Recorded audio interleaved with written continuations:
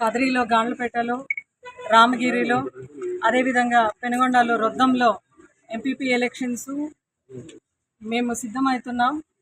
అయితే గతంలో మనం చూసిందేదైతే ఇదే ఎంపీటీసీ ఎలక్షన్స్ మళ్ళీ జెడ్పీటీసీ ఎలక్షన్స్ని బాయ్కాట్ చేసినారు, టీడీపీ వాళ్ళు బాయ్కాట్ చేశారు.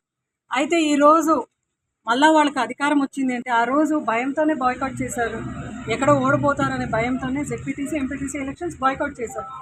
మేము ఆ రోజు ఫుల్ ఫ్లెడ్జ్గా ప్రతి ఒక్క నియోజకవర్గంలో కూడా ఫుల్ ఫ్లెడ్జ్గా మనం గెలుచుకున్నాం.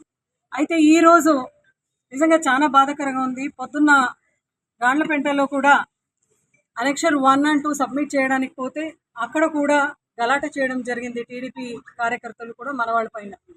ఈరోజు రామగిరిలో కూడా ప్రకాష్ అన్న వివరంగా చెప్పినారు ఎట్లా వైఎస్ఆర్సీపీ వాళ్ళపైన దాడి చేయాలి, ఎలక్షన్స్ని నిలబెట్టాలి, ఇది ఒక పర్సనల్ అజెండాగా తీసుకొని ఈరోజు రాప్తాడులో ఏదైతే ఫ్యాక్షనిజం మళ్ళీ ప్రోత్సహించే విధంగా చేస్తున్నారో ఖచ్చితంగా ఈరోజు వైఎస్ఆర్సీపీ పార్టీ ఖండిస్తున్నాము. ఇదే ఒక స్థానికంగా ఈ జిల్లాలో 2 మంత్రులు ఉన్నారు. ఇక్కడ కూడా సోమాదేపల్లిలో ఈరోజు ప్రకాష్ రెడ్డి అన్నని అరెస్ట్ చేయడము, ఈరోజు సవితమ్మ మళ్ళా సునీతమ్మ 2 కుట్రలో భాగంగా చేసిండేది ఇది కరెక్ట్ కాదు. సవిత గారు ఒక మంత్రిగా ఉంటూ మీరు ప్రజలకి ఏం మెసేజ్ చెప్పాలా అనుకుంటున్నారు ఒకసారి మీరు ఆలోచించండి. ఎందుకంటే సూపర్ 6 హామీలు మీరు 0 అయిపోయినారు, 0 అయిపోయినారు.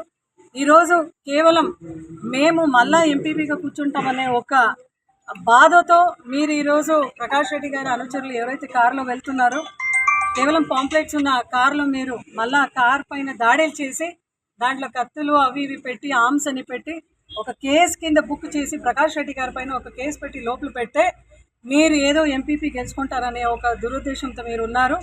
ఈరోజు కూడా పొద్దున్న జేసీ గారికి ఇవన్నీ జరుగుతుంది అని చెప్పి కలెక్టర్ గారు లేదు కాబట్టి కలెక్టర్ ఆఫీస్లో జేసీ గారిని కలిసి పొద్దున్న 10 గంటలకు ఆయనకు అన్నీ అప్డేట్ చేయడం జరిగింది. ఆయన అష్యూరెన్స్ ఇచ్చినారు చాలా పీస్ఫుల్గా జరిపిస్తాం ఆయన ఎలక్షన్స్ అని. మాకు ఇది అనుమానం ఉంది కాబట్టి కోర్టుని ఆశ్రయించడం, కోర్టు డైరెక్షన్స్ ఉన్నా ఈరోజు పోలీస్ యంత్రాంగం ఎంత ఫెయిల్యూర్గా పనిచేస్తున్నారంటే వాళ్లే మళ్ళీ ఫ్యాక్షనిజంని ఈ పెనుగొండ నియోజకవర్గంలో, కదిరిలో, రాప్తాడులో పెద్ద ఎత్తున వాళ్లే ప్రోత్సహించే విధంగా పనిచేసుకుంటున్నారు. నిజంగా ఇవన్నీ మంచిది కాదు, ప్రజలన్నీ కూడా గమనిస్తున్నారు. ఎందుకంటే గతంలో జగన్మోహన్ రెడ్డి గారు కేవలం ఎలక్షన్స్లో మాత్రమే రాజకీయం చేయమని చెప్పినాడు మా నాయకుడు. ఈరోజు ప్రతి అడుగడుగున మీరు రాజకీయం చేస్తున్నారు. ప్రజా దర్బార్ అనేది ఖచ్చితంగా 2-3 ఏళ్ళలో ఎలక్షన్స్ వచ్చినాడు. ప్రజా దర్బార్లో పూర్తిగా ప్రజలందరూ కూడా ఇప్పటికే సూపర్ 6 హామీ ఫెయిల్యూర్ అయింది అని మీరు అందరూ ఫెయిల్యూర్ అయినారు. ఇంకా మన వైపు మెజారిటీ ఉన్న ఒక చోటని మీరు కైవశం చేసుకోనాలా అని చూసుకోవడం చాలా సిగ్గుచేటుగా ఉంది అని చెప్తూ ఖచ్చితంగా ఎస్పీ గారు దీనిపైన స్పందించాలి. లేదంటే ఇది వేరే దానికి అంటే లా అండ్ ఆర్డర్ పీస్ఫుల్ అనేది మీరు రెస్టోర్ చేయాలి. లేదంటే వైలెన్స్కి దావ తీయకుండా పోలీసు వాళ్ళే ఈరోజు నిజంగా పక్కదాన్ని పట్టించే ప్రయత్నం చేస్తున్నారని సత్యసాయి జిల్లాలో తీవ్రంగా ఖండిస్తూ ఈరోజు ప్రెస్ మీట్ ఇవ్వడం జరిగింది. డెఫినెట్లీ ప్రకాష్ రెడ్డి గారిని ఎక్కడైనా అరెస్ట్ చేసినా వాళ్ళపైన కేసు పెట్టినా కూడా ఖచ్చితంగా మేము ఊరికే ఉండము, మేము సహించము, పెద్ద ఎత్తున పోరాటం చేస్తామని టీడీపీ పార్టీ వాళ్ళని, కూటమి వాళ్ళని హెచ్చరిస్తున్నాం.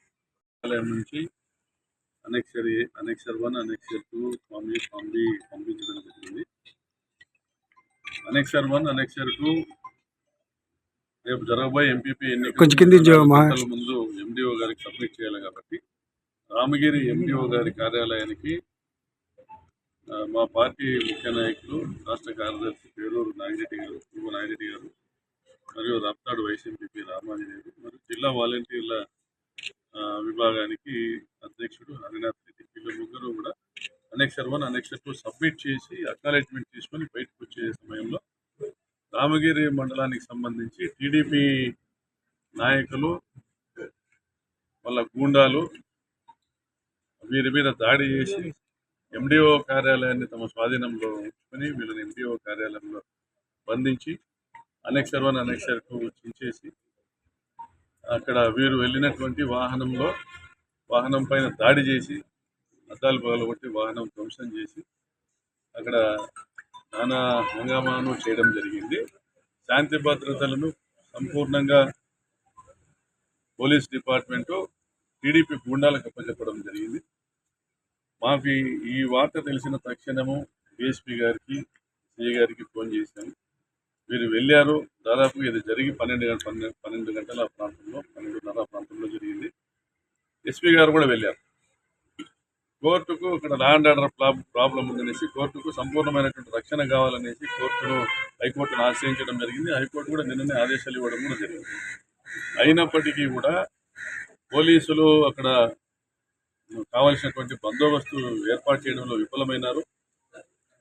ఈరోజు పార్టీకి సంబంధించి రాష్ట్ర కార్యదర్శి పురుగు నాగిరెడ్డి పైన దాడి చేయడము, మా వాహనాలు ధ్వంసం చేయడం అనేది జరిగింది. వాళ్ళు వెళ్ళిన వాహనం ధ్వంసం చేయడం జరిగింది. దాని తర్వాత పోలీసులు వచ్చినటువంటి అల్లరి మూకల్ని చెదరగొట్టాల్సింది పోయి దాదాపు 12:30 నుంచి చోద్యం చూస్తూ ఉన్నారు. వాళ్ళు చెప్పింది వింటా ఉన్నారు. పచ్చ చొక్కాలు వేసుకొని వ్యవహరిస్తున్నారు. మళ్ళీ ఇందాక TV9లో స్క్రోలింగ్ వచ్చింది, ఒక వీడియో పంపించారు.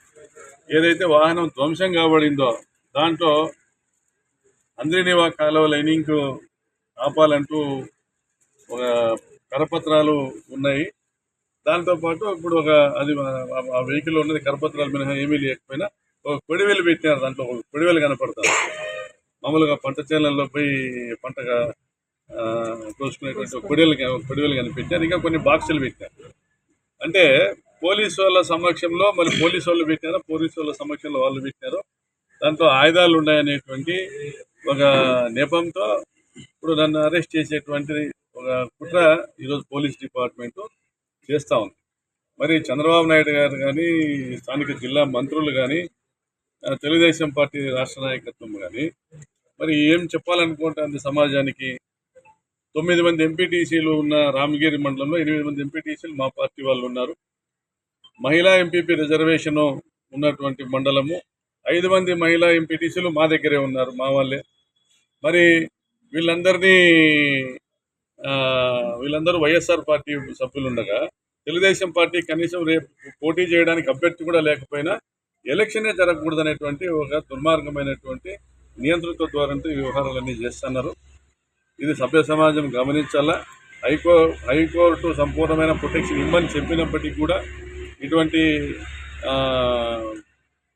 చర్యలు ఏవైతే దుర్మార్గమైన చర్యలు పాల్పడుతున్నారో వీటిని కట్టడి చేయాల్సిన పోలీసులు, తెలుగుదేశం గుండాలను అరెస్ట్ చేసి వాళ్ళ మీద కేసులు నమోదు చేయాల్సినటువంటి పోలీసులు, నేను బెంగళూరు నుంచి ఈ సమస్య జరిగిందనేసి నేను బయలుదేరి వస్తుండగా సోమందేపల్లి దగ్గర నన్ను ప్రివెంటివ్ అరెస్ట్ చేస్తున్నామని చెప్పి స్టేషన్కి తీసుకొచ్చినారు.